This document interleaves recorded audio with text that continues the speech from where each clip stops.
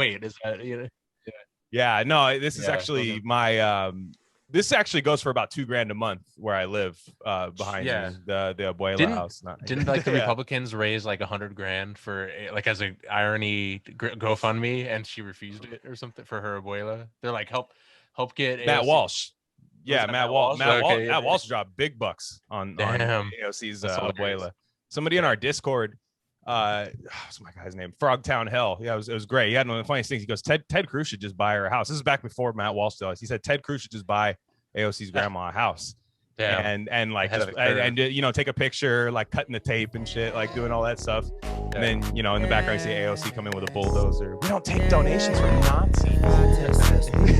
Shit like that. But yeah, from the 5 to the 6, we be in the mix with that rare candy paint job on the whip.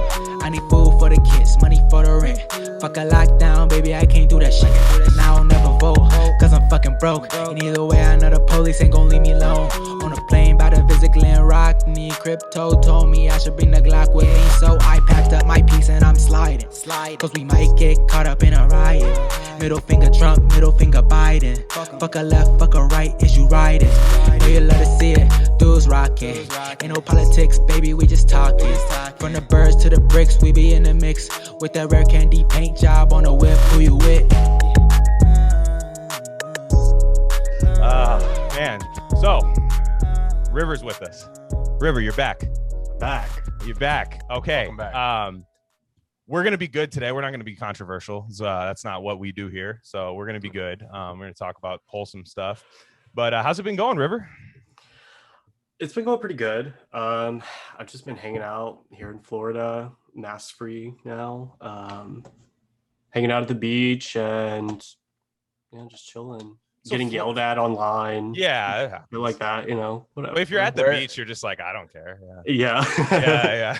Where in Florida? How willing are you to diverge? Where in Florida you are? Well, normally I wouldn't mind saying, but I'm on, but because people are so mad at me right now. Yeah. I'm on. Let's just say I'm. You're not in Miami. Which quadrant? I'm in low. Miami. No, Not I'm Miami. I'm in lower Alabama, effectively. Okay. That makes Yeah. sense. No way. Yeah. No one knows where that is. But yeah, that's crazy. So, wanted to get to something right away was Hunter Biden. I don't know if you guys saw the Hunter Biden text. I don't really think it's that big of a deal, but I did think it was funny. What was going on there? So Hunter Biden was texting his lawyer. This is in the Daily Mail, and he was texting his lawyer, and he said he kept telling his lawyer he had a huge dick, which I thought was crazy. Like he's just like, you have a huge dick, my N-word. Like I was just like, all right, right on. But that's like classic frat white guy that uses the N-word because the one guy in the frat said he could. And then is like, it doesn't know how to use it though. He's like, wait, he gets the gift and he's like, I don't know what to say here. How do I use it? And then he just starts peppering it in there everywhere.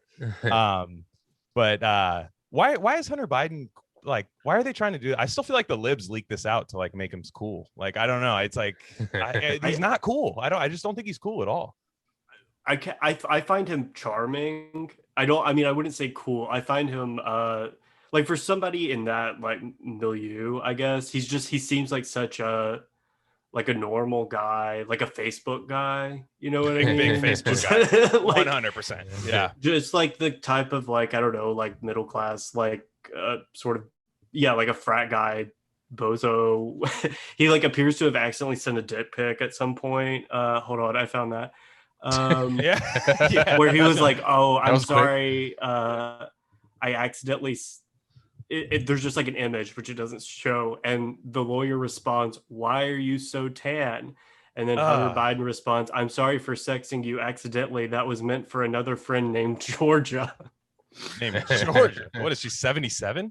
I don't know. It's not Georgia Smith, I don't think. It's not the R&B singer. I think he likes the lawyer. I think that's the real what's going on here. I think so too. That's definitely like you impress test the water and then you're like, my bad, that was for checks notes Georgia. And you're like, shit, wrong name. I said a terrible name there. Yeah. But let's go through some of the texts here. I just wanted to see it. So first off, the headline on the Daily Mail was incredible. Like you go bold. Yeah. Exclusive, Hunter Biden addressed his white lawyer as, don't know what that word is, multiple times. Used phrases like true dat, N-word, and bantered, I only love you because you're black. In shocking text, unearthed days after Joe's emotional Tulsa speech decrying racism. And so let's go down here a little bit. And I love the way he's walking. It's like he just fired it off. He looks just like Joe right here, doesn't he? I thought that was Joe. Yeah. For a second, I was like, that looks like they got the CGI wrong. Like they got the CGI wrong on Joe the one time. They're like, not the dark hair, not the Steve Carell haircut. Like, yeah. And, you got that's Michael Scott gear right there, dude. That shit looks sick. But yeah, there you go. This is he says because. He says, how much money do I owe you? He's asking his lawyer. And he says, because N-word, you better not be charging me Hennessy rates. Oh, God. You can't say that. Wow. I know. You can't use the black guy liquor. You can't. That's the worst part. Yeah, that's the... Yeah. That one got me good. That took it too far. That's a guy when you make a few 3-pointers in a row and you shoot one from half court, you're like, no, man, come on. And you can't be charging me those Fanta prices. And then he goes, the lawyer says that made me snarf my coffee, which I haven't heard that one before. And then he says, Hunter goes, hey, thanks, I just made that phrase up, by the way. So like he's trying to like get Hennessy prices going, like he's trying to make that like the new white boy summer. But I should have nabbed your lineage. Clearly, like trying to say he wishes he was Jewish.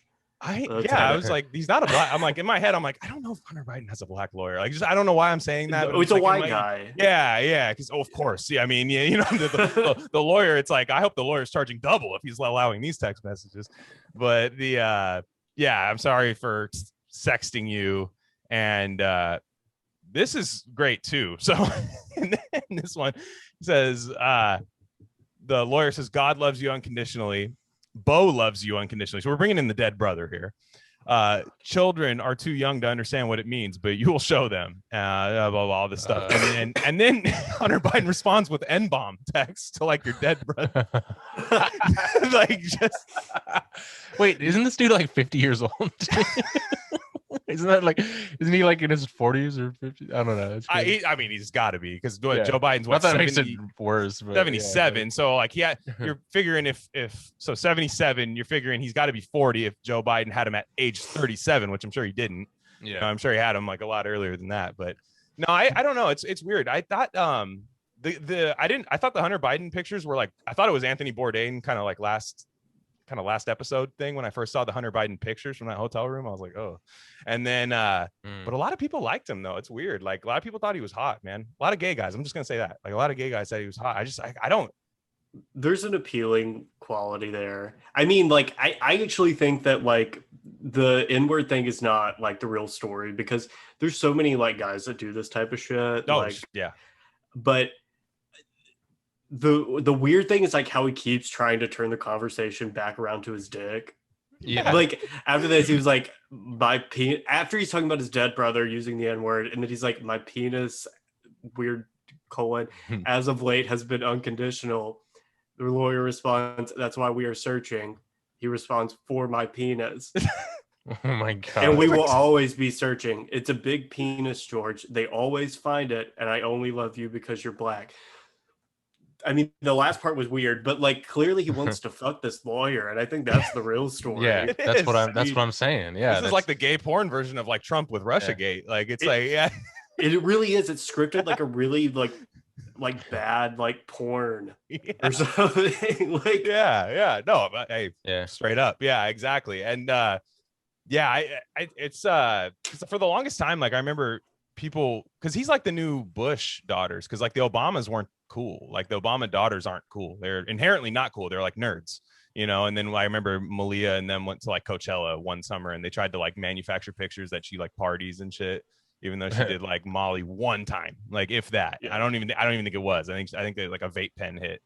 And so they're trying to bring back like the kind of like early 2000s like Bush daughters vibes with Hunter Biden.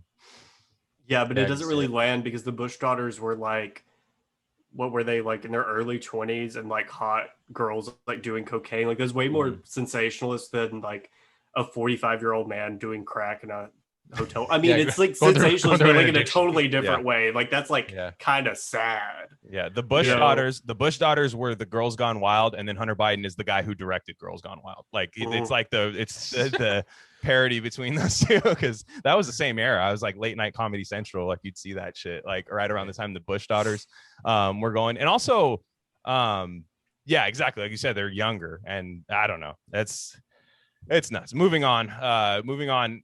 I was laughing at something I saw today because I didn't really know much about Lee Carter. I guess he ran for some kind of office in Virginia. River, do you know anything about him? Yeah, he was like a DSA guy who was in okay. like the House of Delegates or whatever in Virginia. He has That's all I know about sensory overload, is what you're saying. Yes. Yeah. So he's annoying on the internet. That's pretty much God, where is he's he? been. Yeah, because I'd seen his tweets. I remember most of the time I was like, yeah, I shouldn't be following this guy. Like if I am, like I shouldn't be. But this tweet got me pretty good, because this is like always every couple years during the slow time of like politics, this take comes up, and Lee Carter says, oh, never mind, this is different. But Lee Carter says, yeah, I'm 100% anti-lawn. The lawn exists because some rich dude says I'm going to show the neighborhood that I'm so rich I can afford to just not use this land. And now almost everyone has one, and it makes the world objectively worse in a lot of ways. Well, a couple things here, because like I know a couple people who are like anti-lawn, but if you're running for office in Virginia and your take is like, hey guys, we know why the state's bad, right? Like it's the lawns, you know, and everyone's like, yeah, all right, yeah, I guess so. What else, man? Like, and he's like, nah, that's it, man. Golf. Well, he's retiring. He's retiring. That's why he's like, I'm anti-lawn. I'm anti like the one thing that is Virginia, which is just like middle class, like suburban areas. Like that's the whole fucking state. Yes. Like it's bringing New York politics. It's like you're trying to govern it like I'm from Brooklyn and I'm going to run office in New York. Like we don't have backyards and front yards in Brooklyn. It's just, you know, kind of tenement style housing. And I could see him saying that. And then people down there, I looked and he pulled at like 3%, I think, when he ran, which to be fair, so did the vice president. So, you know, you can't say there's no way forward for him. I mean, Kamala Harris is in, but yeah, I think it's funny because a lot of these people, I remember he was like going back and forth with Felix Biederman one time over like some beef. So I'm guessing he's like somewhat part of that world. But these people are always trying to like own their parents. Yeah. You know, like it's like my dad has that is their politics. lawn. Yeah, it's there, and it's not a sustainable thing because you eventually become them. And eventually he'll have like fucking an awesome lawn. You know, and it's always so obvious too. You know, it's always so. But no, this guy, because I'd known about this guy from my Chapo days, you know, and I used to go on the subreddit all the time, and like when you used to have blue hair, people forget. Bright blue, but no, but and everyone was always, and I was always like, everyone was like standing this dude, and they always use the same jokes and language, like, oh, we love our large socialist son and stuff, you know, like talking about that guy, Lee Carter or whatever. Yeah. Oh, okay. Was that? And I'm was just that like, that even guy? then I was just like, this is so fucking cringe. Like, yeah, and I don't know. And I'm like, for what it's worth, I am down. I am pro growing veggies on your yard, but it's like you don't make it some like line in the sand thing or some giant fucking issue, you know. And that's what these people do. They always like fucking turn it into some cringe fucking topic that, you know, alienates 99% of people. I know. Nobody's mad about this. Like, because we're could have been like, hey, he could have been like, hey, like, look at what you could do on your lawn. You could put a couple raised beds in. And most people do. They're like, yeah, I have a lawn and I also have a fucking garden. Like, what's your point, dude? Like, I have a huge garden because I love growing things. Like, I posted that and I saw a lot of people, like, there were some comments about like, actually lawns aren't native species to like where they're growing, all that stuff. I'm like, well, all right, that's fine. Like, I'll give you that. But like, then the people gave me the drought thing, which is as a Californian, triggered.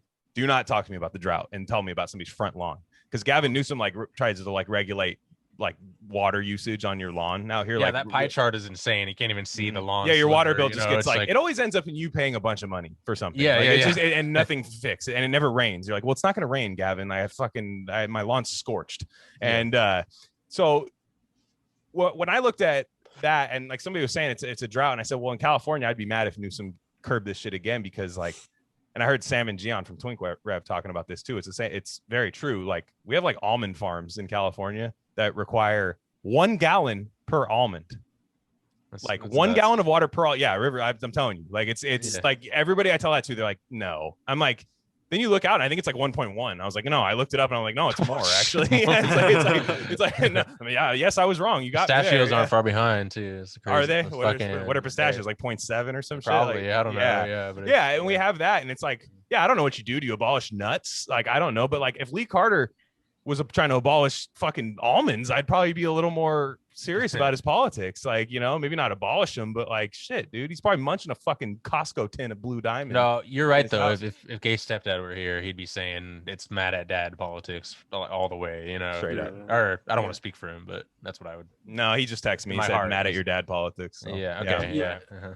Well, and you can totally tell like what type of neighborhood he comes from too, because that's like his conception of the lawn. Like my conception of the lawn, like we didn't have fucking sprinklers. Yeah. It's like literally fucking I know Bahia grass. Like my uncle like used to bush hog. He didn't even have a lawnmower. Once a year he would bush hog his front yard and then bale it up and like give it to the cows or whatever. That's like tight. Yeah. Like it's not, you can tell that he grew up like in like the fucking suburbs with just like astroturf fucking grass or whatever. And like I think that's just kind of like ugly and like boring, but like also who gives a fuck? What's your alternative? Are you going to build like another house in somebody's front yard? Like that's their house? Like what? No, unironically, yes. Sense. That's what they want, just like block style apartment. Brutalist. That's that brutalist. I hate that brutalist architecture. People try to make it fucking cool on Twitter all the time. Like those weird, like stone, almost like underfunded university classrooms, like houses all throughout, like you see like Russia and places like Eastern Europe, and it looks like shit. I'm like, dude, people aren't going to be like, I'll vote for that guy. He wants to turn Virginia. It's like, you can be a communist or socialist and not stand the Soviet aesthetic. That's an option. There's also a reason that they built shit like that, and it's because like half of Eastern Europe was like totally fucking destroyed in World War II, and people like literally didn't have houses. And they're like, what's the cheapest way that we can like build houses for people before winter comes and everybody dies and freezes to death? Meanwhile, this guy with the 100K home is like, I'll do brutalist architecture, sure. 100K salary. And no, it's they go after like the 86,000 to like 120K part, which I don't care about. Like those people that, like the people who make that kind of money, they're always trying to like zap shit from them. Mm-hmm. And like, it's like, no, I that's not, my enemy is not that person. Like, and I don't come from that background either. It's not like, I'm trying to protect my parents. It's not like that. I don't come from that background, but I know that's not what's wrong. Like, honestly, the liberals out here, I'll tell you what, like that money does out here. Cause Silicon Valley is kind of like what other states are going to be in 4 years. And no, it is. It's true. And like the gig economy started out here. Now it's fucking everywhere and shit like that. You'll see people trying to say that, it's great living out here. But like 86K out there doesn't even do anything anymore. It's basically blurs class to where everybody's fucking, lower class at this point. And now that's what those politics do when you're like, let me get rid of your lawn, dude. Let me get rid of this. Like we have more houses than we have fucking homeless people. You know what I'm saying? Like, or like we have enough housing across America to do that. So it's like, I don't understand like what vendetta do you have against the lawn, dude? Like what? It's the classic weird. Like can't confront any real power, so must go after the fucking lawn, dude. Always a horrible diagnosis of like state power and stuff. It's why they go after the small businesses like Amazon, right? Like they go after the small businesses. And I'm looking at like Amazon and I don't know if you guys saw this week. I actually didn't know this, and I'm kind of embarrassed that I didn't, but like Jeff Bezos said, I guess his dad was like one of the top level people of DARPA and shit. Like I think they're like a defense thing. Did you know that? You guys knew that? Maybe I was just late on it. I know about DARPA from playing Metal Gear Solid in elementary and middle school on the PlayStation. Yeah. Oh, okay. It's like the military fucking research. And he was one of those guys they always said he was like, he got it out of the mud, man. Like Jeff Bezos. Like, he's like, the American dream. But no, it's usually not like, that's what people get wrong. It's like, it's usually like the hardcore, like plutocrats, like, fucking like Bezos or like Bill Gates or whatever, it's like they pretend like it's a rag to riches story, but it's really like they were upper middle class, which is like the striver type. Yeah. Like those are the people, because they're around like actual like the actual like bourgeoisie or whatever you want to call them, like the actual like rich people all the time, because that's who they work like directly for, like directly underneath. And so like that's the type of like person who's like always trying to like go higher. Yeah. And that's why like they can never fucking get enough. Like the ones who are actually born wealthy, like the Kochs and stuff, they're the ones who like spend all their money on like ideological projects. Like they're not really trying to like even like grow their businesses all that much anymore, because it's all like fixed like commodities and shit. It's just like oil and gas, which is like still always gonna fucking be there. They won that game. They won that. Yeah. Yeah, and they always hate the people like the flashy billionaires, you know, like, or the flashy like super millionaires, like the left. They love to like go after like the Dave Portnoys, like the millionaires and stuff like that, or Cuban, Cuban people like that. And I'm like, dude, those are the cool ones. The flashy like burn your money and light it on fire guys are never the problem to me. Never. Yeah. It's the fucking. It's the fucking. What's his name? Like Warren Buffett. You know what I mean? Like guys who are like, I buy Kirkland signature vests and I buy this collared shirt and Dairy Queen and I shop off the dollar menu at McDonald's. You're a fucking loser. Those guys are the sociopaths, because I already fucking know they have like eugenics brain and they have like, you know, shit like that. Like I'm never worried about those guys. And like like my point about Bezos is like these people are the ones who were like, yeah, Bezos, yeah, he sucks, man. I can't stand him. But it's like, let's basically consolidate everything to him, because we'll take him down. It'll be like the Mortal Kombat levels where we'll get to the top. You know what I mean? We'll take out the small to the top. And it's like, dude, let's go after Amazon. Let's go after these big guys first, man. Like that's why I just feel so distant from that part of the left, you know? Yeah, like trying to go after like the upper middle class people, like it can be fun sometimes, because like those are the elites that you confront in your everyday life, and those are the people who have more power over you. It's like the HR director for your company, or like whatever, you know. So I understand like the impulse, but at the end of the day, like as like a political project, like trying to take those people down is not going to get you anywhere, because they'll just be replaced with like another batch of the same exact people. Yeah, and I think it's encouraged too. Like I honestly don't think those people are of use to people with like actual power. I think if you take them down, they just become working class people, and then it's like you're consolidating everything for them. Well, that's why those people are so like the sort of middle manager, like HR people or whatever, they're the most psychotic, either on like the left or the right. Like they're like it's like annoying, like that people talk about all the time, but like the like jet ski dealer type guy or whatever, like the suburban like Texas guy who like drives like an F-150 but lives in like a McMansion in the suburbs. Like that type of guy. And like the like Silicon Valley like HR director that makes like 80K a year or whatever at like Google, like they're the same person, they just have like different cultural politics. But they're like both, what they share is like an insecurity, because they know that they're not really at the top, and that like they have people underneath them that they see every day and have to deal with every day, and they don't want to be like those fucks. It's hall monitor. It's a hall monitor. Nervous. And that's why and like those are the people who like kind of control like our cultural politics, I think, not like the actual politics, which is all like the rich people. Yeah, exactly. That's why I just can't get into like stuff like that, because then Lee Carter goes into talking about like, oh, I'm also anti-golf, by the way, and it's just like, what? All right, I know the argument about golf. I understand the argument about golf. It's not a terrible argument, right? It's private. It's huge chunks of like private land that could be used for something else. But the people are constantly trying to change American culture in like in the kind of in the name of like material gains. You know what I mean? And I don't know if that's the way you go about building a new society. I don't think people hate golf. Like I'm not a huge fan, you know what I mean?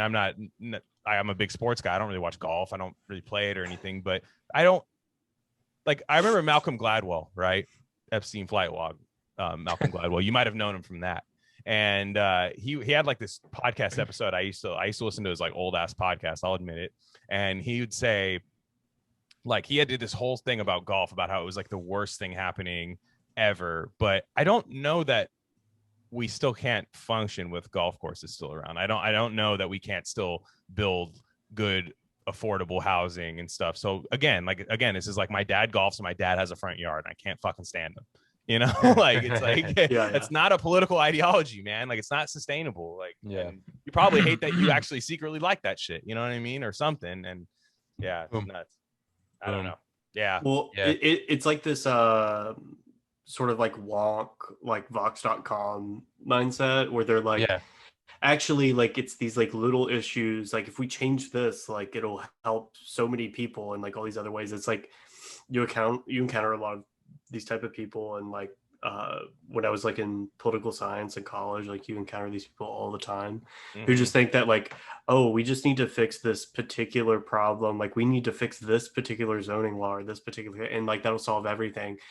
And it's like, no, not really, like because it never actually involves like, oh, we should just like build more housing for people, like the government should just build housing. There's or room. Whatever. Like it's never that simple. Like it can never just be like we should just do this, because like then you don't have to pay people like $90,000 a year to work at a think tank and think about like some way that you can solve all these problems without actually costing anybody money. And then that shred of your ideology comes in where it's like, and we're going to abolish this to do this, and everyone's like, why that? And Sai, didn't you say that you're reading something about Mao? Like that reminds me of like dictator characteristics, where like people like the dictator will be like, yeah, we're gonna like didn't Mao kill off like a species of bird out in China or something? You might know this sparrow, or river, the sparrow. What was it called though? There was a name for what he was doing.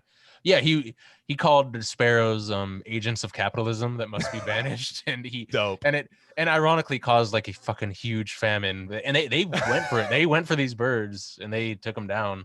And it was like the birds, the rats, and like some other like some kind of bug, locust or something. He just hated those years on the calendar. He was like, those these suck. All my 3 ex-girlfriends were born in these years. But it was, and they went for it, you know. And then like a year later, he's like, actually, like we're switching species to we're doing snakes now or something. What we do now with fascism. It's what we do with fascism. Basically, we go after shit. And we don't like, okay, we're not going to kill off a species of birds. That's not what we do nowadays. But we'll just like nuke a whole like side of like entertainment. Like, we can't do that anymore because fascism and stuff. And so we're not super far off from that. I was earlier today. I was driving to Lowe's. I need to buy a shower rod. I'm listening to NPR. I heard about that. I heard about the shower rod. Yeah. Oh yeah. What's going? Explain that if you don't mind.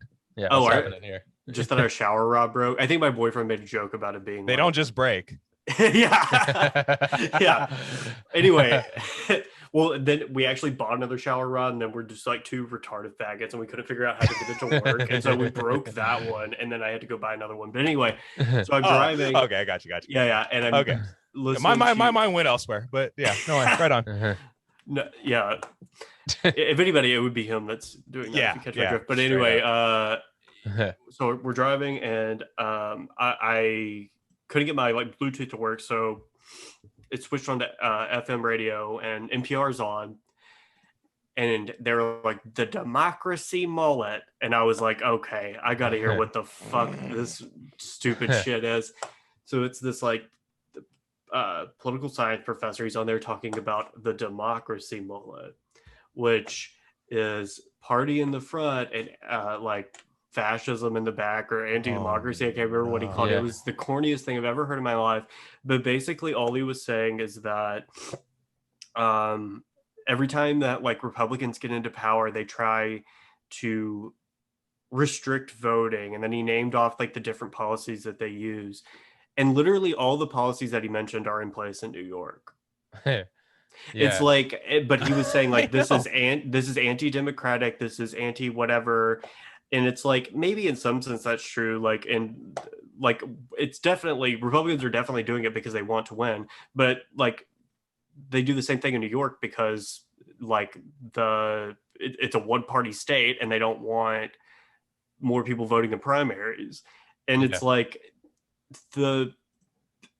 it just pretends like it's this fantasy that like if these laws weren't being passed, then somehow the will of the people would be reflected, which is just not fucking true. Yeah. Yeah. Like it's always absolutely. the boogeyman. It's boogeyman shit, dude. It's all it is. And Yeah. Stacey Abrams was on my TV the other day. Like Stacey Abrams comes up and like she's just like, oh, I've been seeing those, yeah, all the time.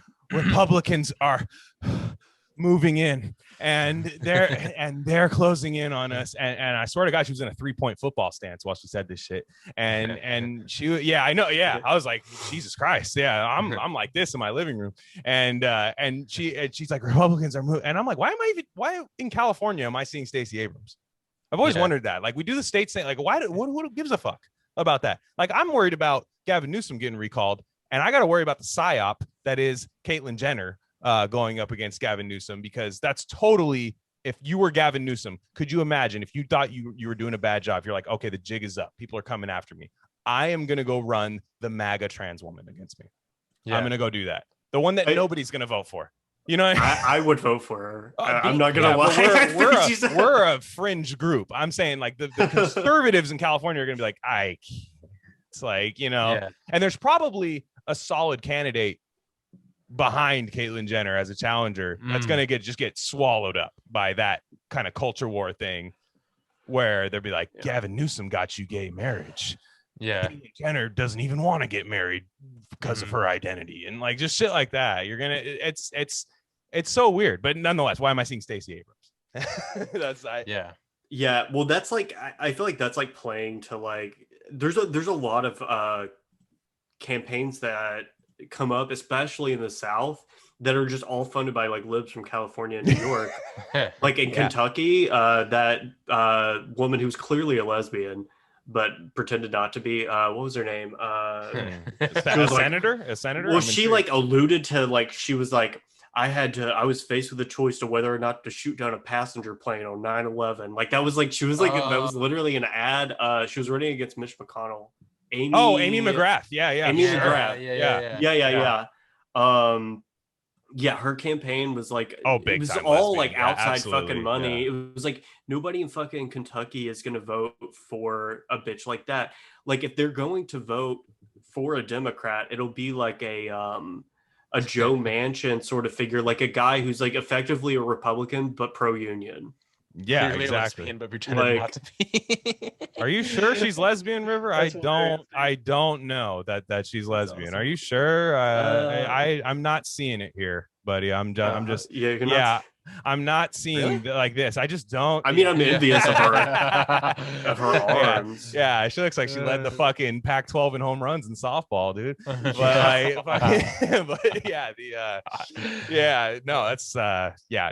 forgot about that. That was a funny race. I remember when people, because it was, who was the other one that was kind of more left that it was like a black guy, right? Yes. Charles Booker. Booker. Yeah, absolutely. I remember, this is, I don't know how much faith I had in Charles Booker and anything, but I was like, well, if we're going to run somebody that against like a powerful incumbent, like run somebody with like my politics. And then the libs were all like, no, we need somebody who's going to win.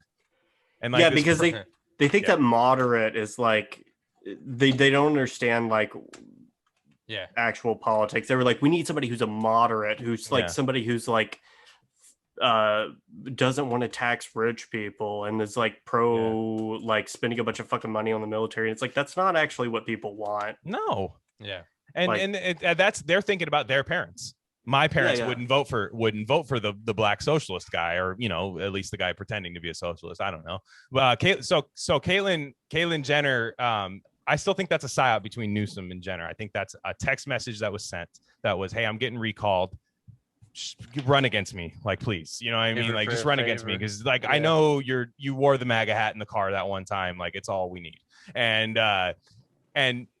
It's the weirdest thing about California, because people were actually going to recall Newsom. You can't tell me otherwise, because California, like, outsiders, and River, you can confirm this to me, because you probably, have you ever even been to California? Nope, never. So you don't know. Perfect. So a lot of people think it's like all LA, San Francisco, San Diego, shit like that.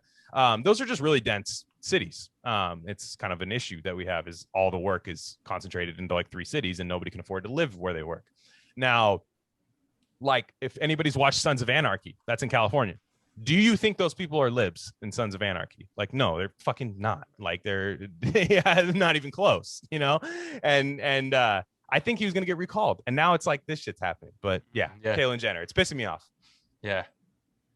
Caitlyn, I'm kind of, I don't know though. Like, I feel like she might kind of speak to some people because she does have that, like, from what I understand, everything I know about California, I've learned from other people, but like, there's like a particular type of suburban person that lives in California, like in Orange County and shit. That's like not, maybe like kind of lib a little bit, like, so like they don't give a shit about gay people or like any of that shit or whatever, but they're like, they don't want their taxes to go up and shit like that. And I feel like she might speak to that type of person, but I'm just obsessed with her. Like, I like her, that insane interview that she did with Sean Hannity. Yes. Where she was just like, oh, Sean, it's crazy. You can't even go outside without running over like a bum or a cripple. It's just insane, Sean. I saw about like, 3 people that look like Kimmy out there, and like the poor version. Yeah, I know. And then she's like, when she releases that first like display ad where she's like in a car, just like slowly driving or whatever, just reminding people that she killed someone in a car. just like, don't test me, California. I'll do it again. Don't fucking test me. Yeah, that is. I love that your impression.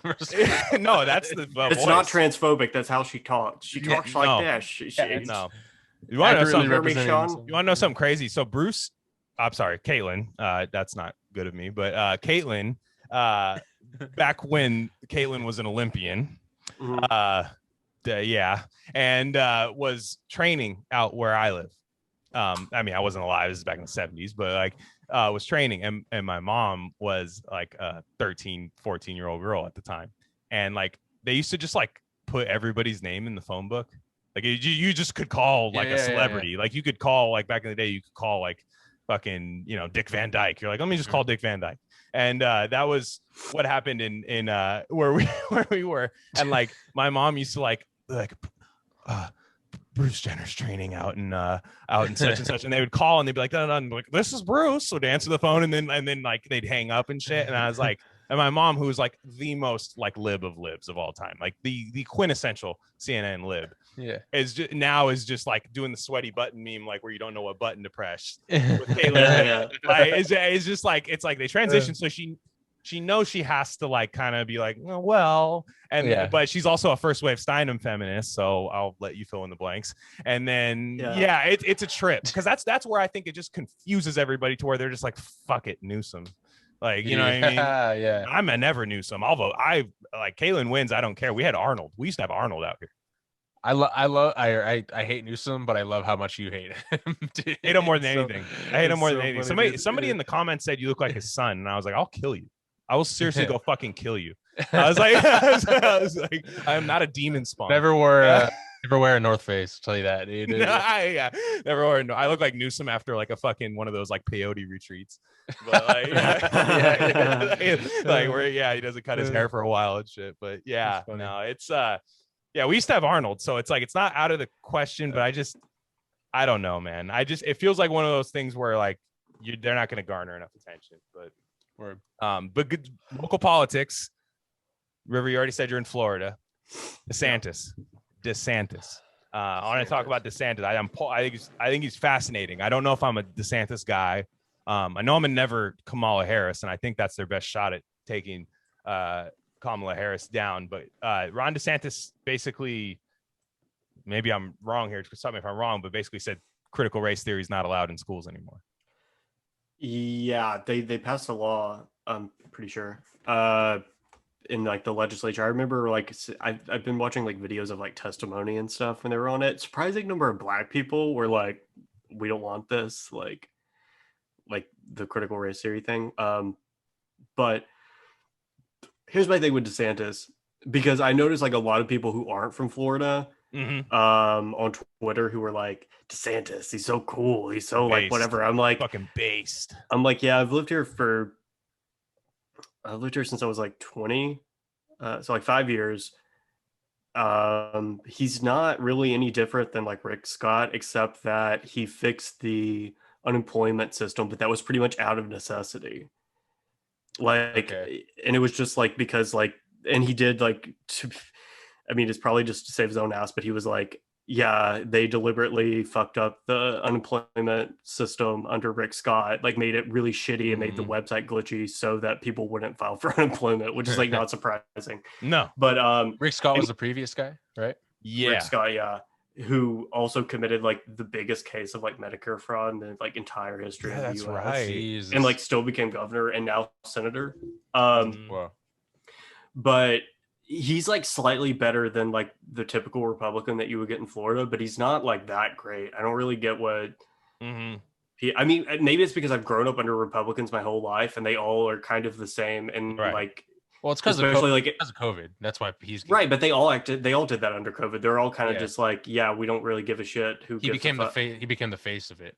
Yeah, I guess so. Because it's like one of the bigger states. And was Rick Scott, was he fucked up on some LGBTQ shit? It was Rick Santorum, I think you're thinking. Rick Santorum? Yeah, Rick Santorum. That's where my mind went at first. Okay. It's different, yeah. Yeah, no, Rick Scott was, I mean, I think climate. That, like, he was a climate, wasn't it? Like he had a huge climate change thing. I just remember his name being associated with like a fucked up. He bringing the snowball into the fucking Like, if you're a big Green New Deal guy, you hate Rick Scott. That's what I remember. Maybe so. I don't know, but he I don't know. Like I think that DeSantis just got a lot of attention because of COVID, even though he didn't really do anything that like any other like Republican in the South especially didn't do. But the whole critical race theory thing, like banning it in schools, I'm kind of two minds on that. On the one hand, I think that to say that like the main dividing point in society, in American society at this point is race is wrong. Right. Like it's just not. And so that's kind of never been true, but it's especially not true now. On the other hand, I think it depends on like how you're going to define critical race theory, because could that be construed to mean that like you can't teach about slavery or Jim Crow or its consequences, like how its consequences have affected our modern society or whatever, like in a history class? Because if you're going to do that, then what you're going to get like an ahistorical like story of America. It like can be a double-edged sword kind of thing. Yeah, it can cut both ways, right? Yeah, and I'm kind of not down with the whole like you shouldn't teach this or that, because I feel like that always ends up somewhere bad. I mean, you had a lot of this like in the Red Scare, like you weren't allowed to teach about like communism, and shit like that. Or like the classic like can't teach about evolution, and whatever. Yeah. And right. But on the other hand, like in some of the testimony I was bringing up, like the shit they were talking about, I think it was like in Jacksonville, because they said Duval County. There was like at some point they had like an assembly where they had like sent the black kids to like one assembly and like the white kids to another. Like it was like a parent teacher assembly or something. And I was like, that seems fucked up and wrong, especially like in the South. It's like you're literally like doing the same shit that people did 60 years ago in this exact same place. It's facts. What do you think about just on that topic? I saw some random clip of who's that, like that young black Republican. He's like another one of those like black Republican dudes that's famous because he's black. I forget his name. And it's Christian Walker, maybe. Yeah, but it's funny. I remember all like his like white young colleagues like were using the N-word, and they're like, we're sorry, and he's like, I don't accept your apology. That's all I remember about that. I thought it was funny. But anyway, but someone like interviewed him and was like was trying to do a gotcha of like name one critical race theory book you've read. Like you're basically saying like you're all worried about this boogeyman, but you don't even know what it is basically. And he said, he's like, isn't the 1619 Project critical race theory? And the guy was like, no, it's not. You're wrong. And I was like, wait, is it or is it? I mean, it is. I mean, it was just dumb culture war shit. But it's Nicole Hannah-Jones. That's why I'm opposed to it. Is Nicole Hannah-Jones? Like, I don't That's don't what I'm saying. mind. I So don't I was mind. like, Yeah. it was yeah. obviously like a gotcha, but I'm like, wait, is he wrong? Like, I'm just like, and then I'm like, why do I even give a fuck about this? But I'm like, yeah, what? Well, it's because you Yeah, and I don't have kids. I mean, that's the thing. yes, No, I mean, it's true. Yeah. I mean, none of us here have kids. Like, it's not like that's why I don't care. But now the thing is there becomes this like thing that I see people kind of brush off where they're like, oh, it's culture war shit. I'm like, yeah, well, it's public education. You know what I mean? Like, it's not really culture war at that point. It's literally, Oh, okay. Yeah. indoctrination is kind of like one of those fucked up conservative words where you're like, all right, relax. But like, I don't know, my thing is like, okay, you're like River said, like there were like a bunch of black people like opposed to it, on this commercial that he saw. Yeah. And I could see that where if you're at like a school where there's like, let's say it's like 70% white at the school and there's like a few black kids and they're like, all right, today's racism day, and everyone looks at the black kids and they're like, oh shit, like, what I mean, like it sucks, and like I could see, I understand that. And like my thing is like you still learn whatever you learn at home. Mm-hmm. Like it does, like you're still asking the state to raise your kids, and that's where I think it's going, is like this, like the state raises your kids. I still like hate having everybody in the family has to work except the child. I still hate that, like, and I hate learning it from there. And I'm not saying, and it kind of reaffirms the fact that like a lot of people say like that try to overthrow a populist movement. I don't think Ron DeSantis is a populist per se, but like some people will say, oh, I don't want populism because I think most of the country is inherently racist, or I think most of the country is violently racist. It's not even that. It's not even like prejudice. It's like, no, they're violent. They're going to act on it. And like, have these racial incidents gone down since this has been a thing? Like, no, you know what I mean? Like, we still see it every single day. Like, this kid got this because of this, and this kid got this because of this. So I'm kind of like, yeah, like I learned about slavery in school and it wasn't called critical race theory. Mm-hmm. So like, what is it? Right. Yeah. Yeah. I mean, I think it's just kind of like, like I said, I'm kind of two minds on it, because like, I feel like maybe they should teach it, if only, but like in a way that people can understand like what it is, because I feel like that's the problem that we have now, is like, basically no American, like your average American does not know what Marxism is or what socialism is. And that's because of the Cold War, because they pass all these laws that says like you can't like teach like the Communist Manifesto in school, right, even if you're teaching it just to show people like, okay, this is what it is. Right. Yeah. You can be opposed if you want. Yeah. Mm-hmm. Right. And so I think like that's maybe part of, I don't know, maybe like teaching it somewhat objectively, just being like, okay, this is how some people like choose to like view the world, and this is one way that you can look at it. But like, it's also, I understand like why you wouldn't want to do that too, because I do feel like the acceleration of which like these ideas have become commonplace is disturbing, and like it's clearly not like intended to produce any kind of justice for anybody. It's because it's so disconnected from class. Mm-hmm. Like there is like a sort of version of critical race theory that like the far end of it is like the settlers shit. Mm-hmm. But like their other part is like, okay, well, black people on average have less wealth in the United States because of like these historical factors or whatever. And like, there's a history of whatever. Yeah. That's real. What isn't real is saying that, if you are a white person, your life is automatically easier in this number of ways. Like, that's just not true. Right. The broad strokes kind of thing. Yeah. Right. And also like pretending like,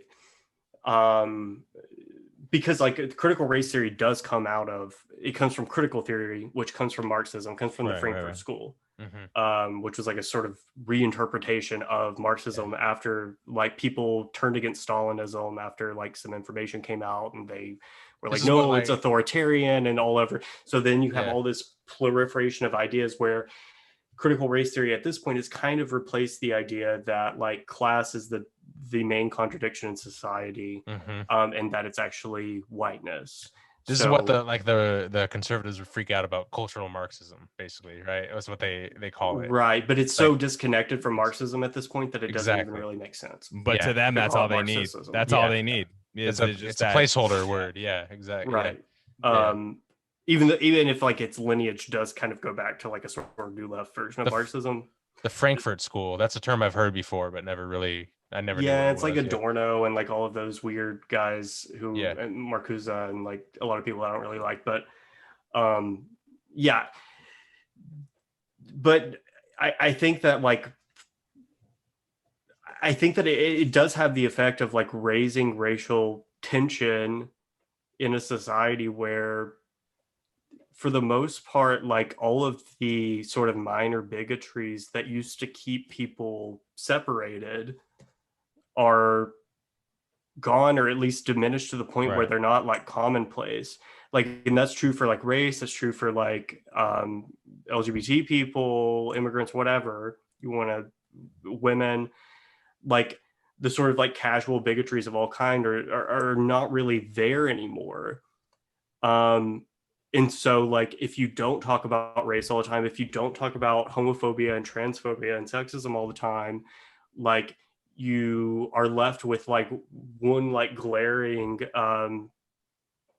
contradiction, which is like class. You're left with like, okay, so if it's not men that are oppressing me, if it's not white people that are oppressing me, if it's not straight people who are oppressing me, then who is oppressing me? Why am I not able to provide for myself? Why is my life so hard? You have to like look at the rich, and they don't want people to do that, which is why I think that it's becoming more common now. I think you're right. The thing here's another thing, spending. Like I think like you said, there is a version of that where I think could be useful in schools. Now my version's not going to get taught there. I know that. And part of that is like, okay, let's get weird for a second. What part of it do you tell in critical race theory that your current president's racist? Right? Yeah. Like Joe Biden. Is that in there? Probably not. Is the medical experimentation from pharmaceutical companies and the state, or in the United States, I should say, on Black people in the global South and Africa and other stuff in the past, probably not in there. You know what I mean? Certain things are not in there that I think are probably more important than any of that stuff. And all it does is just get conservatives riled up. And I'm not sure it's going to alleviate racism. I'm not sure. Yeah, exactly. That's just where I'm at. It's not a situation, because like all I see from like, because like when you go on Twitter and you see like your side of Twitter, which is way more nuanced, like our side that we're on is like way more nuanced, and you're kind of fighting over nuts and bolts. But then you'll see like the broad stroke of like libs versus conservatives, like maybe on Facebook too or something, and it's just like, I'm pro critical race theory because I have this conservative guy sucks, and you're not really looking at the nuts and bolts of it, and that's just what I'm scared of. Well, I think it's because you have to have a way to divide the populace amongst itself, because like you used to have that under Jim Crow. Like that was like a pretty easy way to do it. Now you don't really have that anymore. Used to have the culture war issues, which were actually more real. Like, in the 80s and 90s, when you had like pretty like violent homophobia where half the country was like, just let all those gay guys die of AIDS or whatever. And like, you had like shit like that. And like the Christian conservatism and like the whole like pro-military you had the pro and versus Iraq war, which kind of like got turned into a cultural issue during the Bush era. And now it's like, I think people like were kind of like, okay, well, we don't have anything anymore. All of these like sort of like basic civil rights things have been won. People more or less like treat each other with like general respect. Okay, what are we gonna do? And so now it's all of this, and like critical race theory has become like the sort of like the flavor of the month, if you will. Right. But it'll be something else soon. Like it'll be the whole gender thing or interesting whatever next time. frozen yogurt companies not offering calorie intake for certain pop stars, certain things like that. Right, because remember what was it before, like all the like white privilege and George Floyd and all that? It was like the Me Too thing. It was like the whole like every woman has been raped, every man is a rapist, like type of that went out the door. You don't even hear that anymore. No, I mean the Virgil, Texas thing, I guess. Oh boy. Oh yeah. Oh boy. What do y'all think about that, by the way? Oh, sure, gladly. One, I didn't know Virgil liked women. Two, that was the biggest shock. Yeah, I thought he was bisexual. I always thought he was like, I didn't know. Yeah, it was kind of weird. I mean, he definitely is, right? Like that's right. I don't, because he always allude. I used to listen to Chapo a lot, dude. Like, he would always kind of like allude, like they're like, yeah, Virgil's kind of, like they would say. He would always tell stories about him like making out with like a French dude at a club or some shit, right? Yeah. So I just assumed he was like. But it's the DSA. That's just mutual aid. Right. Yeah. Like, because you remember the DSA thing where it's like two people just fondling each other in separate beds with masks on. Like that's that. Like that's all that is. Yeah. that's like first I saw it was Virgil, Texas, and I was like that. Yeah, that was a weird thing, and maybe I'll get in trouble for this, but like I kind of fucked with Amy Teresa's take on that. Where it was kind of like, I can see her take. It was she was basically like don't like, okay, who don't hates Virgil Texas more than Amy Therese? Probably like nobody. Right. You know what I mean? Like, so like if anybody's gonna like dogpile somebody, and I kind of got like I've kind of like half and half on her, where I'm kind of like half the time I'm like, fuck, why? What are you talking about? And then half the time I'm like, yeah, no, you're right. Like, so that with that, she was like, Amy, look, like, sorry, I just got like, she's the type like, I will glad like, yeah, I got love for my girl. I got respect. Like I will retweet her one day, and then the next day I'll be like, nah, I'm not feeling that. Which I guess I got love. Yeah, I guess that's probably the healthy way to approach it. But nonetheless, like what she was saying was basically like, I'm sorry, this isn't fucking like rape. Like what he did. You know what I mean? It's like he's a weirdo. He's a fucking weirdo, like confirmed weirdo. Which like, did anyone think that guy was like a normal dude? Like no. Like nobody was like, yeah, like and like look, it's a 16-year-old girl, and like I don't know the ins and outs of it, but like it was basically like he was like, yeah, you got nice tits, Well, like, I don't think that she was 16, because the way that was written was very conciliatory. She was like, when I was a teen, I wrote a essay about being 16, which means like Taylor Swift if she was song, she was like, I would have, like if she was 16, she was like, I wrote a paper when I was 16, like. You know what I mean? Like, I mean, I'm a writer. Like, I understand how people write. Like, she's clearly trying to say, like, like she's not saying how old she was. She could have been 19. She could have been 18. She could have been like whatever. What it was, what it reminded, it was the Chris D'Elia thing where it's like the girl's age just kept going up. This is like, I'm 21 and he inappropriate. Like Nick Bolin was talking about I'm 35 and like I was groomed. And I'm 35 and he didn't. Yeah, and you're like, wait, what do you what? Yeah, it's like, no, exactly, and you, that's exactly, you're right. It was like the Chris D'Elia thing where at first you're like, yo, that's weird, and then it's like, I'm a 22-year-old art student, and I was looking to do the, and you're like, all right, like I got it, thanks. Everyone wants in on the fucking, exactly. It's like once it's a useful tool, I mean, a lot. I mean, I feel like I can kind of say this because I haven't like dated a woman since I was like 19, but like. The we way gotta hear that story later. I wasn't. I was like, okay. Oh, I was engaged to a woman. She tried to kill me. It was my I was actually like kind of me. Whatever. We'll do it now. I was actually as a victim. No, I mean I was like 16, like confused, chaotic, bisexual teenager, and I was working at a grocery store, and wound up sleeping with my boss, whose boyfriend also worked there. Whoa. They broke up. He joined the military. And then like we got together, dated for a couple of years, got engaged. She tried to kill me, whatever. Then I had to move here. But tried to kill me. Yeah. And then I was like, maybe I shouldn't date women anymore. Pussy. And but so as somebody who was groomed, I can just say, I think that people, I don't know, I think people like overstate harm very often, and especially when it comes to like these women who are like, I was 20 and like this guy who was like more famous or successful than me or whatever, like we slept together and then like he didn't call me back, and it's like, okay, well, that's not abuse. That's not rape. Yeah. That's just like, sorry, you weren't Yeah. interesting enough. Like Aziz Like, Ansari, like, yeah, you're like, he sucks at whole Aziz fucking. thing, Yeah, yeah. yeah. He's like, can't fuck. All right, I Bad could have told you that from yeah. watching his fucking special. Yeah, like, Yeah, it's like that's just like a normal part of like the modern like dating world, especially if you're just like casually having sex with people. Like they're not gonna fall in love with you. Will not be winners either. Won't all be winners. Yeah, imagine if the guy tries to pull that. Like, this, she did not call me back. I am fucking, I'm reeling right now. Then you get called an incel. Yeah, it's like, yeah.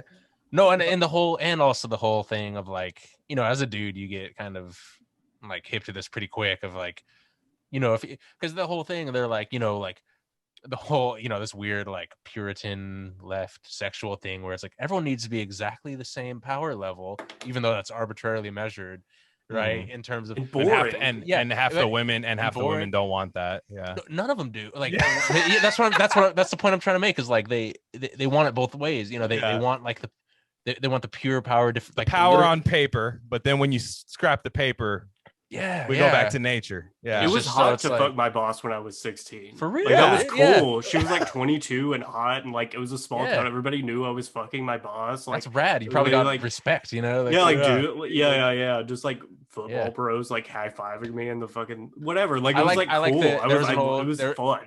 There was an old gay stepdad tweet where he's like a hypothetical like quote of like, oh my God, I'm like 20 and I'm hooking up with this, you know, 35-year-old and they seem really into it and it's cool. And then like the mad leftist online is like, actually, you can't like that, you know, kind of, you know, and it was like, yeah, and it's just I might hate it eventually, but just let me have it now. Yeah, exactly. It's just it's no, dude. As a straight dude, the older women when you're younger is like. I like how this devolved from critical race theory. By the way, like we're just talking about like, where that was a like a thing. Yeah. So but I stand with Virgil Texas. I don't think he did anything wrong. I'm gonna be honest. Like I don't. Yeah. Like I mean, like I don't like.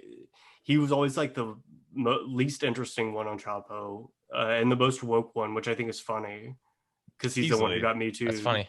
I will. You know, one thing I got to give props to Virgil for, and this is a lame thing to give props for, but I remember when we were all following like the whole Democratic primary thing closely with the Bernie thing, and that motherfucker called like every state to the T. Like he called like he was like fucking 95% hit rate for like which states would go this or that, you know. And I was like, damn, this dude's like politically actually pretty fucking everyone remembers one of the best tweets of all time was after the Pete Buttigieg. What was this? Remember that? I don't remember what the movie was from, but like it was from Solo. I've never seen that, but I just laughed. It's based on like 100 Days of Sodom or 120 Days of Sodom. Okay. Where they like cut out like the twink's tongue or whatever. Is that like the Italian art film or whatever? Right? Yeah. Where they like torture. It's like a bisexual porno film basically where they like torture a bunch of like hot teenagers.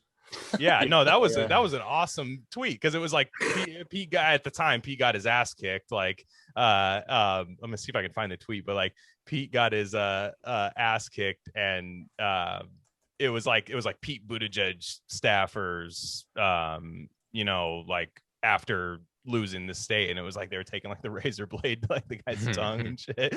So River, this is the last thing I want to talk about today. So I heard and I'd like to plug another podcast I listen to pretty much weekly is I'm So Popular with Zach Langley, Chi fantastic podcast, and I'd argue maybe the best episode happened this last week. Was with River talking about J-pop, Chinese pop music, the idols, K-pop, all that kind of stuff. It was fantastic. By the way, did you guys see what Kim Jong-un's where he banned it? I was like, my impact. Yeah, he was basically like, it's a fucking cancer on society. Like, I was like, all right, he got ratioed. He probably got fucking ratioed on Korean Twitter that we don't have access to. Yeah, he was probably like, damn. Or just like American K-pop Twitter, which is equally psychotic. Yeah, dude, it's rough, man. Like I was like, I don't want to get into what you had on there, but like I was laughing. They were just like, yeah, you should just die. Like when you like make it to, it's like, all right, like, are you sick? Go do your fucking homework. You're fucking 16 years old. Like, what are you doing? You shouldn't have access to this. Like, what have we come to? Yeah. That's funny. But everyone go listen to that podcast. Love Zach. And but you had mentioned you're a big 70s rock fan, classic rock. Oh shit. Yeah. No, I picked that out and I said, you know what, that's what we're gonna talk about. So right now, if you're gonna curate a playlist to me, and I've only listened to music from 1981 on, what are you playing? I would do like a mix of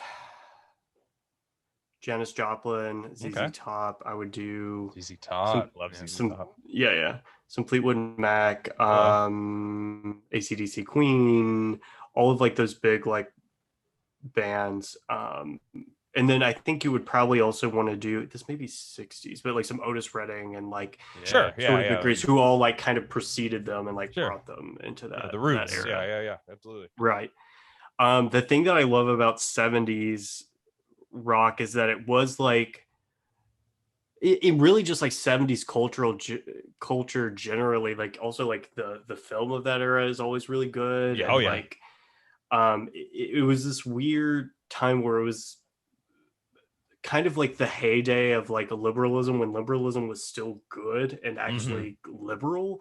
Like it was at this time where like the age of the individual, which like has brought us to like a deeply dark place, had not completely gotten there yet. It had just kind of started. You were breaking out of like, you were still kind of hanging on the coattails of post-war prosperity, and like people were just like, yeah, fuck it, we're gonna experiment with drugs. Race doesn't matter anymore. Like, it was like truly like multicultural in like a sense, and like just like this really unique moment in time where everybody was just like, yeah, we're gonna have sex, we're gonna have drugs, like, and it's just all gonna be out there and everybody's gonna see it. And it was incredible.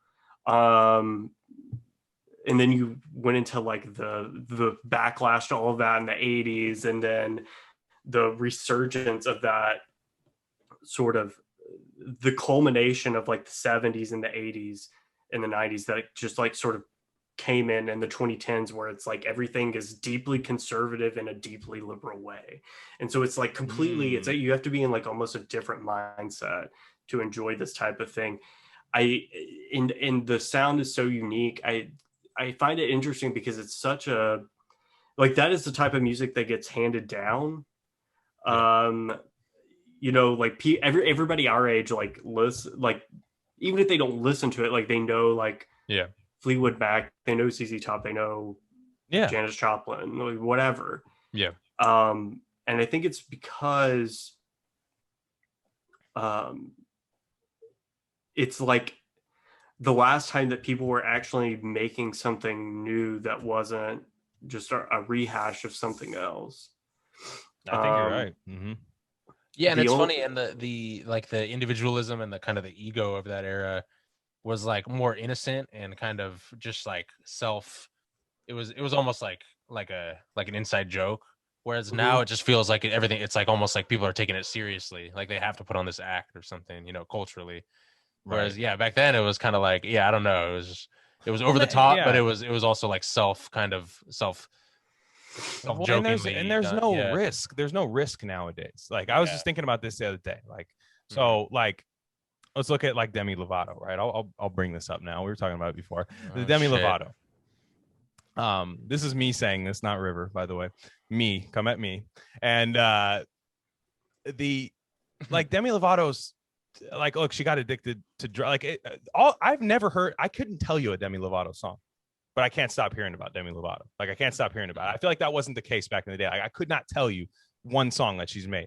But now it's like she comes out as they, them, right? Like non-binary, or they come out, I guess I should say. And how dare you? Really, I know. Yeah. And really, like it did seem like kind of like a Ray Donovan situation. I don't know if you guys have seen Ray Donovan before, but it's a show where like a guy plays like kind of like the unofficial PR guy, like where if you're in a pinch, you call Ray Donovan, and he, like, let's say like, oh, I slept with somebody and I shouldn't have done it, and he like disposes the condom for you and shit. Like it's like that, and then he's like, oh, we're gonna tell the media this, we're gonna do that. And it's like felt like a situation with Demi Lovato. And this whole time, I feel like I knew everything about Demi Lovato, where he basically saw that she was like 75 pounds heavier and was like, oh, non-binary now. Cool. Like, that's what we're going to spin.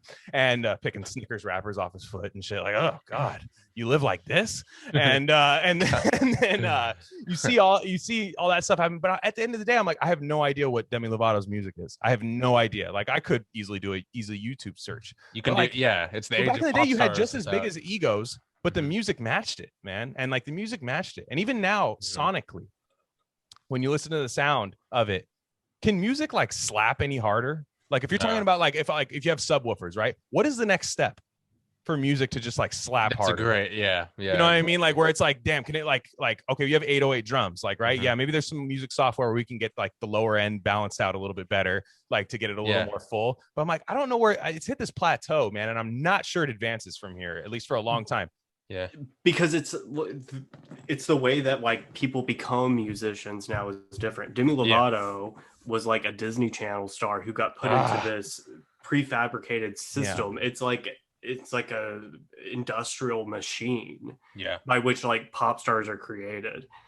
That didn't exist in the 70s. No. And even the sort of self-cultivated like SoundCloud rappers or like whatever people who get famous off of YouTube or whatever, it's not the same because one, it's recorded, you can edit it.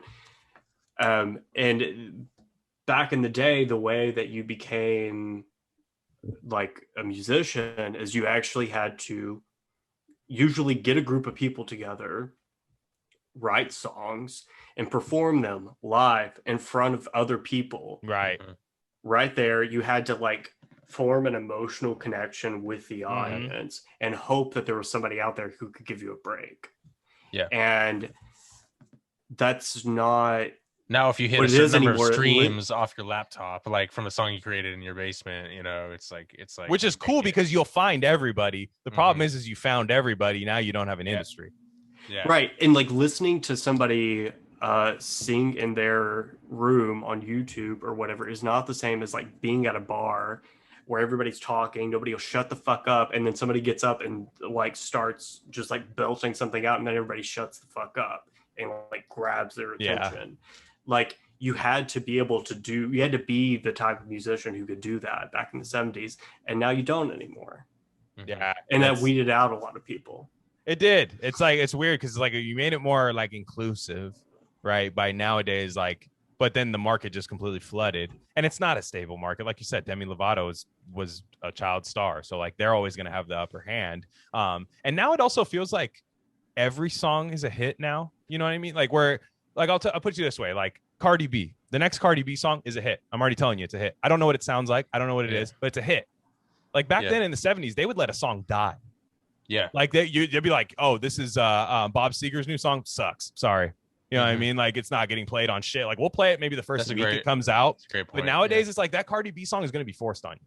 Even if you hate it, there's going to be a TikTok dance for it that makes you like it. There's going to be a, her appearance on Fallon where she says something really funny, and then you end up liking this song.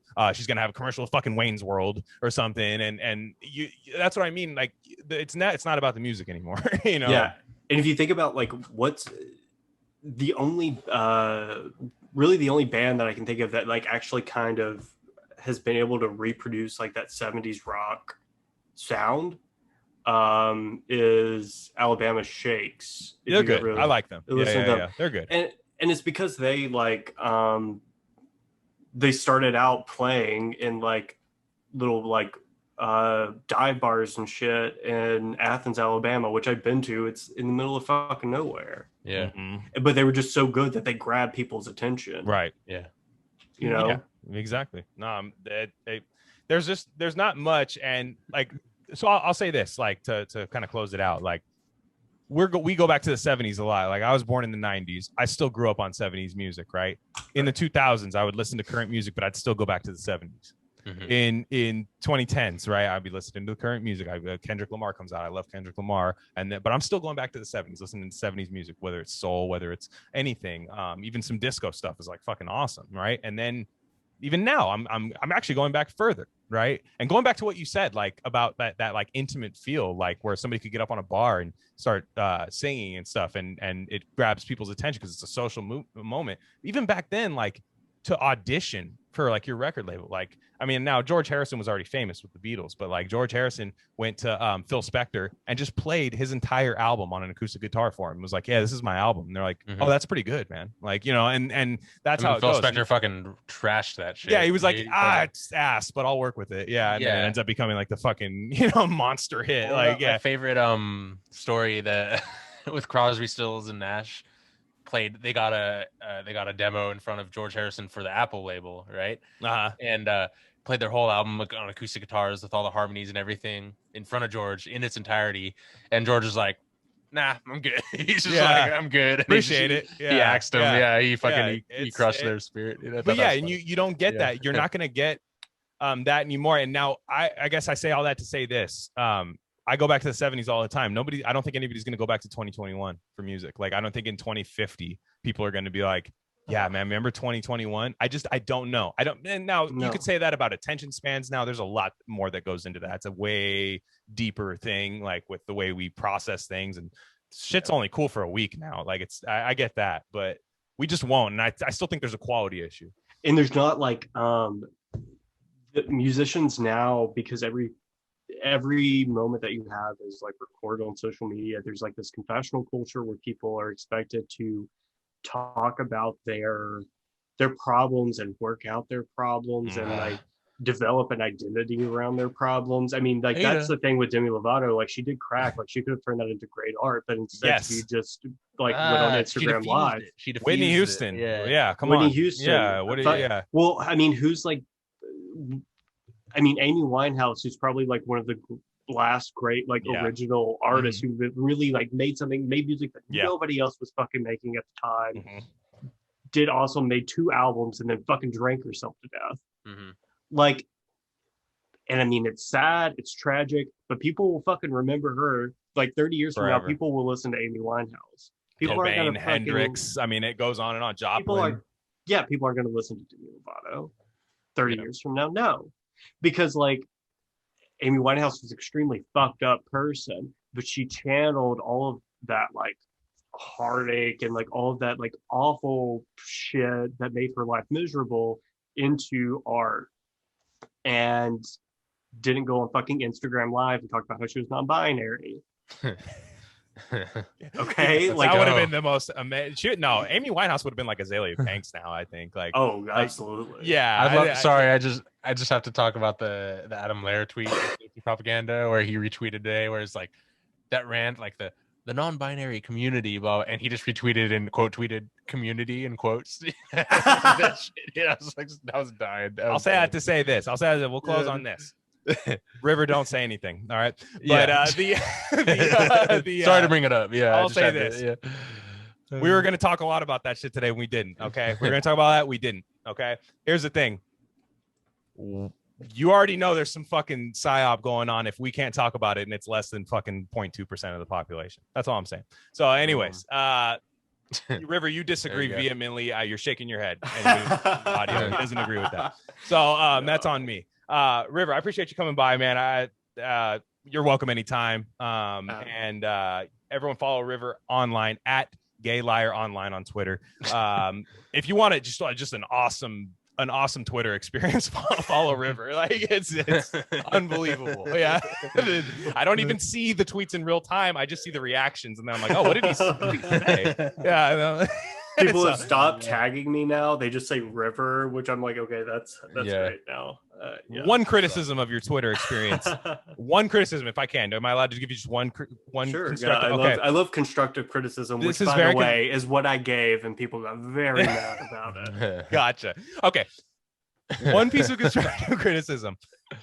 Those screenshots you were posting of the reactions to you of that blinded me because they're in day mode. Twitter is only to be used in night mode, River. Oh, this is if you want to trigger Glenn. Twitter is only to be used in night mode. If you want to trigger Glenn, I clicked on him and I couldn't see him for a while. I was writhing in pain on the floor with my eyes ringing. So yeah, it's a long. I have an Android. Maybe that's the problem. I don't even know what this day and night mode. I don't even know what you mean. Well, you ever see like the CRK screenshots are always black, like in the background? You gotta go into like, settings. Oh, go to the dimmer yeah. switch. Yeah. Blue Gotta do checks lights aren't out. blue. There's no such thing as a blue check. It's a white check. Yeah. It's that nightmare. Oh, nice. Yeah. No, it's fine. Constructive criticism, just something to think about. Yeah. But I'll do better. Thank you. Yeah, thank you. No, but appreciate you coming on, man. Anytime you got a hot take that isn't gonna get you in trouble to the point where you don't want to talk about it, come on here, man. Come through. Yeah, I will. All right, thanks for having me. All right, man. All right. This is Rare Candy Pod 1. Follow us on Twitter at Rare Candy Pod 1. I'm at Glenn Rockney. That's Crypto Sci. Again, Rivers at Gay Liar Online. And we got a lot more stuff coming out for you guys. So appreciate everyone for listening. All right, guys.